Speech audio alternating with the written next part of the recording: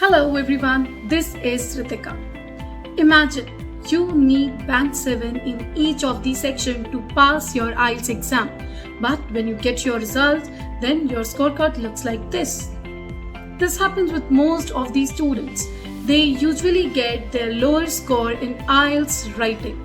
And to cover up that bridge from 6.5 to 7 is actually tricky. In fact, it's difficult. So the very first step in order to pass that bridge, it is very important for you to know the actual reasons behind that lower score. And this is something that we are going to discuss today in our today's video. So let's dive in. First, let us discuss all 4 rubrics on which your IELTS writing is assessed. Then we will jump on to the most common mistakes that refrain students to get their band 7 in IELTS writing. You know the actual reason behind the lower score is what? It is the way IELTS writing is assessed, and it is nothing like it is biased or random or unfair. It is strict, really strict. Examiners actually don't look for only the correct grammar or the vocabulary, but they want excellent writing skills as well, the writing that covers everything that is required. So what are those requirements? The very first requirement is your task response. Whatever is being asked in your question, then you should answer each and everything which is relevant to the topic. Your second is coherency or cohesion, which is related to the organization of your ideas, the flow of your content. Moving further, it's vocabulary, and then grammatical range and accuracy, where the first two, your task response and coherency, these are to check your writing skills. On the other hand, the rest of the two, grammar and vocabulary, are there to test your language related knowledge. So what does it mean? That you should be proficient in all of these 4. Suppose if you get band 6.5 in your task response, then definitely you should get band 8 in any of the other criteria if you want to score a band 7. If you will not score band 8, then you won't be able to score band 7 because of that 6.5 in task response. Hence, it directly means that each of the rubrics hold equal importance, and understanding that how to meet them all is the key to increase your existing band score in IELTS writing. Now let us discuss the major mistakes that students usually make. The very first mistake is not addressing the task appropriately. Decoding the question in your IELTS writing is not actually that much easy. It is quite challenging, and because of the lack of understanding of the questions, students usually go off topic. See, here is the question on the screen, okay, and with the help of this question, I'll tell you that how students go off topic in IELTS writing. The question is, shortage of housing in big cities can cause severe consequences. Only government actions can solve this problem. To what extent do you agree or disagree? Okay, so now in this question, if you will talk about the reasons behind the shortage of houses in cities, then definitely you will go off topic. If you will just talk about the consequences, the severe consequences which are mentioned in question, so if you will talk about that only, again you will go off topic. If you will just talk about the advantages of big houses or small houses, then absolutely it is incorrect. So what you actually need to mention is whether you agree with the fact that only government actions can solve the problems caused. If yes, then you will talk about those actions. If you disagree that only government actions are enough, then you are supposed to talk about the other actions as well. So this is how you are actually supposed to decode the question in IELTS writing, so that you are able to respond each and every aspect of the question accurately, and hence you will not lose the band in task response. Otherwise you will. The next mistake is not making a clear opinion. I usually got essays where I see that students write paragraphs after paragraphs. They talk about both the arguments in their body paragraphs, and then suddenly in conclusion they say, I agree with the statement, I disagree with the statement. So with this practice, what happens, this creates a confusion in examiner's head, and examiner is not able to assess that how the student reached up to that conclusion. Therefore, to get the higher band, make sure to reflect your opinion throughout your essay. In fact, I would recommend start reflecting your opinion from your introductory paragraphs.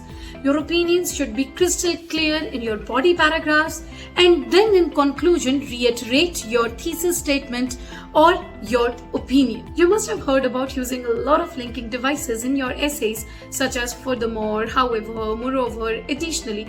Of course, this is true, but this is not enough. You are supposed to present your data logically. Most of the times it is seen that students write something else in their previous sentence and the next sentence is nowhere linked with their previous sentence, and hence it breaks the progression and the flow in their essay. I always recommend my students that along with linkers, you are supposed to link your sentences with the help of several pronouns such as this, that, there, and so on. These kind of pronouns help you build the progression throughout your essay. Let me show you an example here. Look at the question which is there on the screen. Many people work long hours, leaving very little time for leisure activities. Does this situation have more advantages or more disadvantages? The introduction that I have written, for some time now, it has become a topic of concern for society as a significant rise has been observed in the number of people working for extended hours, leaving almost negligible time for recreational activities. On the one hand, it provides extra income, while on the other, the same leads to several issues related to the personal life as well as overall well-being. However, in my opinion, the aforementioned phenomenon brings the more problems than the advantages it offers due to the reasons discussed below. Now see what I did. I used it here. It provides extra income. So it is referring to what? The practice, the trend which is given. Again, I said the same. In the next sentence, I used however that further linked my sentences, and then I said, in my opinion, the aforementioned phenomenon. So in this way, each and every sentence is linked with each other. Now moving on to body paragraph 1. Admittedly, the above stated notion. So here I said above stated notion. Now I have linked my first body paragraph with my introduction.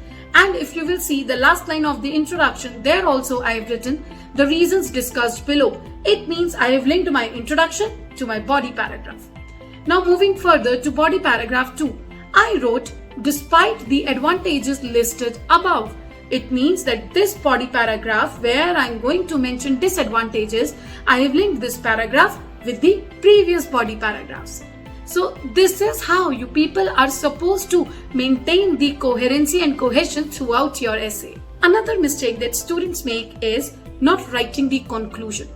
Many of the time it happens that they are not able to manage their time and they feel like 1 hour is quite less to complete the entire task 1 and task 2. So what happens? Because of the shortage of time, their essay doesn't contain conclusion.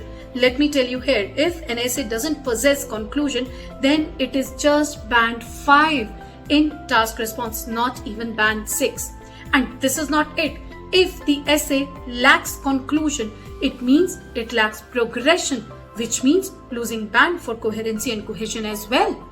So losing bands for 2 of the criteria, isn't it petrifying? So always make sure to manage your time effectively and provide conclusion to your essays. I read so many essays in a day, and something very common that I find in most of the essays is that students don't explain their ideas effectively or they provide irrelevant examples. So make sure whenever you are writing any of the idea in your essays, you will provide the causes and the consequences or the results in support of your ideas. Okay, apart from that, when it comes to example, very first thing that you ensure is that provide examples which will justify your previous statement. Secondly, avoid providing hypothetical situations as an example. If you will follow these 2 things, then definitely your ideas will never sound incomplete and your examples will always be relevant to the topics. So these were the common problems or the common mistakes that students usually face while writing an essay. And I know that many of you will relate with any of these problems. So make sure to follow the suggestions that I have provided in my video and try not to repeat the same mistakes. So this is it from my side today. If you want more such worthy content, then don't forget to like, subscribe and share our channel. Bye bye.